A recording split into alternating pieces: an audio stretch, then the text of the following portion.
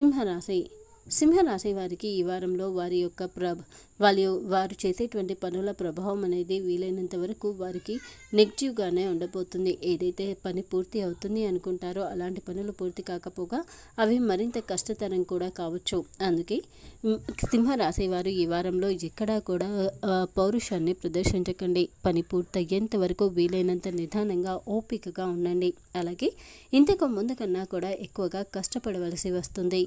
ఎవరికి కూడా అనవసరమైన హామీలను ఇవ్వకండి. ముఖ్యంగా సింహరాశి వారు ఏదైనా వారు చేయగలిగితేనే తప్ప చేస్తానో లేదో అనుకునేటువంటి వాటి విషయాలలో ఎదుటి వారికి అస్సలు హామీని ఇవ్వకండి. అది మీపై నమ్మకాన్ని పోగొట్టడమే కాకుండా మీకు మీ దగ్గర వారికి మధ్య దూరాన్ని పెంచుతుంది. ఇంకా సింహరాశి వారు ఈ వారంలో వారికి ఎదురయ్యే ప్రతి పరిస్థితి, ప్రతి అవకాశాన్ని కూడా సద్వినియోగం చేసుకోవాలి. అలాగే ఏ చిన్న విషయాన్ని కూడా నిర్లక్ష్యం చేసి వదిలిపెట్టకండి.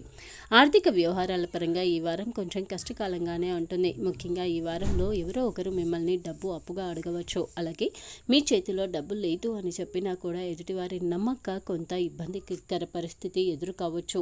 అందుకే సింహరాశి వారు ఈ వారంలో ఆర్థికంగా, ఆరోగ్యపరంగా అన్ని విషయాలలో కూడా మరింత జాగ్రత్తగా ఉండాలి.